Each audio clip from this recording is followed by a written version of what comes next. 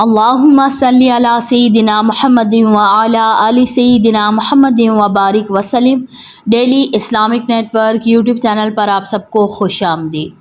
مفتی طارق مسعود صاحب کے نام سے کون واقف نہیں؟ آپ نے دین کی خدمات سر انجام دیں اور آپ نے دین کی خدمت بہت زیادہ کی، جامعہ رشیدیہ سے آپ نے تعلیم حاصل کی۔ پچھلے دنوں ان کا ایک کلپ آیا جس میں واضح طور پر یہ الفاظ تھے ان کے کہ لوگ کہہ رہے ہیں کہ انہوں نے، بلکہ ان کا بیان میں نے خود سنا، تو بیان میں وہ کہہ رہے ہیں کہ نعوذ باللہ اللہ تعالیٰ کی انہوں نے گستاخی کی اور نبی پاک کے بارے میں غلط الفاظ بولے، اور تیسرا انہوں نے صحابہ کرام کی بھی گستاخی کی۔ لوگ اس چیز کو نوٹ نہیں کر رہے، صحابہ کرام کی بھی انہوں نے گستاخی کی۔ قرآن پاک کا تو انہوں نے یہ بولا کہ قرآن پاک میں گرامیٹیکلی غلطیاں ہیں۔ اب دیکھیں گرامر جو ہے یہ انسانوں کی بنائی ہوئی ہے۔ آپ جس ایریے میں جائیں گے وہاں کی گرامر اپنے لحاظ سے ہوگی، عربی کی گرامر اپنے لحاظ سے ہے، اردو کی اپنے لحاظ سے ہے، فارسی پشتو کی اپنے لحاظ سے۔ اب جیسے آپ اگر پٹھانوں کے علاقے میں افغانیوں میں چلے جائیں تو وہاں پر وہ مذکر کو مونس، مونس کو مذکر پڑھتے ہیں۔ کہاں گئی پھر آپ کی گرامر؟ وہ آپ ان سے وہی بولیں گے جو وہ بول رہے ہیں، وہ آپ کی وجہ سے اپنے آپ کو ہوتا یا ہوتی نہیں کریں گے، وہ وہی بولیں گے جو ان کی اپنی گرامر بنائی ہوئی ہے، جو ان کی اپنی زبان ہے۔ تو جو گرامر ہے وہ قرآن کی محتاج ہے، قرآن پاک کسی بھی گرامر کا محتاج نہیں ہے۔ یہ اللہ تعالیٰ کا کلام ہے۔ آپ کون ہوتے ہیں یہ کہنے والے کہ اس میں گرامر کی غلطیاں؟ آپ کون ہوتے ہیں غلطیاں نکالنے والے؟ اس میں کوئی شک نہیں ہے۔ اچھا، دوسرا کہا گیا کہ نبی پاک کے بارے میں عجیب انہوں نے الفاظ استعمال کیے جو کہ نہیں کرنے چاہیے۔ اللہ کے قرآن پاک میں اللہ تبارک و تعالیٰ نے صاف الفاظ میں کہہ دیا کہ نبی اس پاک کے سامنے اتنا ادب اور احترام کا اللہ تعالیٰ نے کہا ہے نبی پاک کے لیے کہ نبی پاک کے سامنے اونچی آواز میں بات بھی نہ کرو، آپ کی آواز بھی نبی پاک کے سامنے اونچی نہیں ہونی چاہیے۔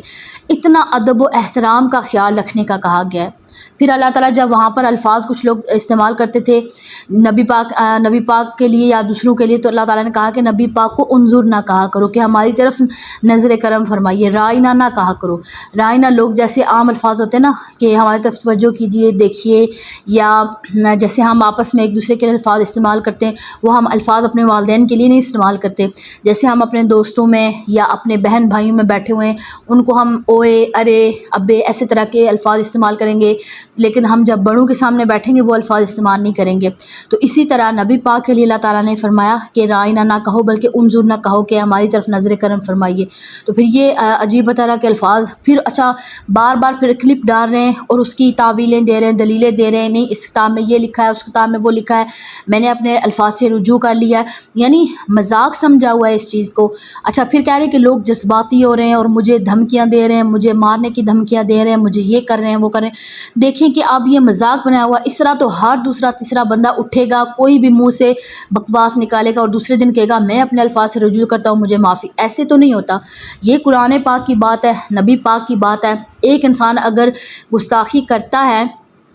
اچھا لوگوں نے ایک چیز نوٹ نہیں کی، یہ نوٹ کیا ہے کہ قرآن پاک کی انہوں نے گستاخی کی، نبی پاک کی گستاخی کی، لیکن تیسری گستاخی جو انہوں نے صحابہ کرام کی، صحابہ کرام کی گستاخی انہوں نے ایسے کی کہ لوگوں کے ذہنوں میں عدم اعتماد صحابہ کرام کے لیے ڈال دیا کہ اچھا صحابہ کرام نے قرآن پاک لکھا تھا تو پتہ نہیں کیسے لکھا ہوگا، اس طرح کے الفاظ وہ کہہ رہے ہیں۔ یعنی صحابہ پر عدم، بجائے اس کے کہ صحابہ کرام کی محبت لوگوں کے دل میں ڈالیں تو لوگوں کے ذہنوں میں ایک شک و شبہ ڈال رہے ہیں کہ آپ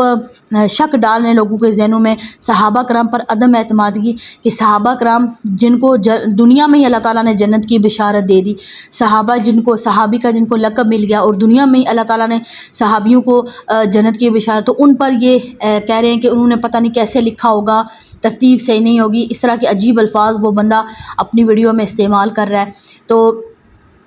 جو TLP والوں کے لیڈر ہیں ان کا صرف ایک ہی نعرہ ہے کہ جو نبی پاک کا گستاخ ہوگا اس کا سر تن سے جدا ہونا چاہیے۔ تو جب انہوں نے یہ دیا تو پھر اس کے جواب میں مفتی طارق مسعود صاحب نے اپنا بیان پھر دیا کہ اچھا جو میرے علماء کرام ہیں انہوں نے کہا کہ اسے صرف غلطی ہے، ایک غلطی ہو گئی کہ جس کے بعد اس بندے نے توبہ کر لی ہے، اس بندے نے معافی مانگ لی ہے تو اب اس کی جان بخش دینی چاہیے۔ اور وہ پھر کہہ رہے ہیں کہ اچھا میں پاکستان نہیں آ رہا۔ تو جب آپ خود کہہ رہے ہیں، دلائل دے رہے ہیں کہ مجھ سے میں نے گستاخی نہیں کی ہے، تو پھر آپ پاکستان واپس آنے سے کیوں ڈرتے ہیں؟ آپ کو ڈر لگ رہا ہے، آپ پتہ ان کو بھی ہے کہ انہوں نے کیا الفاظ ادا کیے۔ دیکھیں کہ اب ایک بندہ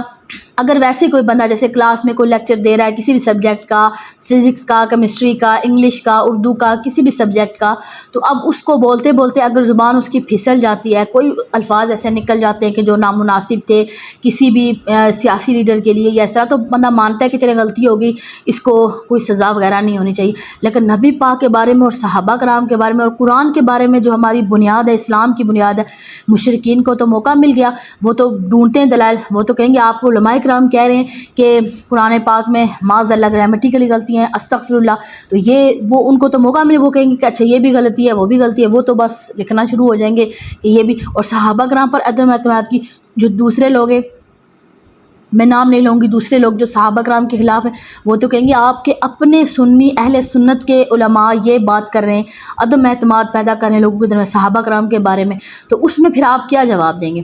تو یہ صحابہ کرام کی بھی انہوں نے گستاخی کی ہے بیچ میں، اس کی بھی سخت پرزور مذمت کی جائے۔ اور جو لوگ کہہ رہے ہیں کہ سر تن سے جدا ان کا سزا ملنی چاہیے، وہ کہہ رہے ہیں نا کہ اس انسان نے توبہ کر لی ہے، سزا ضرور ملنی چاہیے، اور تاکہ اگر کوئی دوسرا بندہ ممبر پر بیٹھے نا نبی پاک کے بارے میں کوئی بات کرے نا تو اسے ڈر ہو کہ میں نے، اب کوئی بھی بندہ اٹھے گا وہ کہے گا اچھا مفتی طارق مسعود نے گستاخی کی تھی، کوئی الفاظ اس کے نکل گئے، اگر کوئی جان بوجھ کر کسی نے کرنا ہوا تو وہ جان بوجھ کر الفاظ ایسے ادا کریں گے، اور اس کے بعد پھر کہیں گے کہ اچھا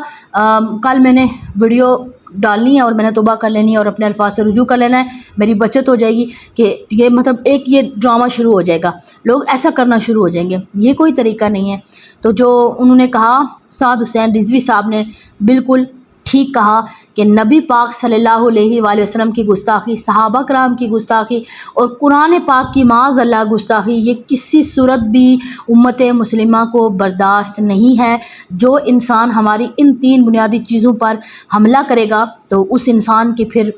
اس کو زندہ رہنے کا کوئی حق نہیں ہے۔ مجھے امید ہے کہ آج کی ویڈیو آپ کو پسند آئی ہوگی۔ السلام علیکم ورحمۃ اللہ وبرکاتہ۔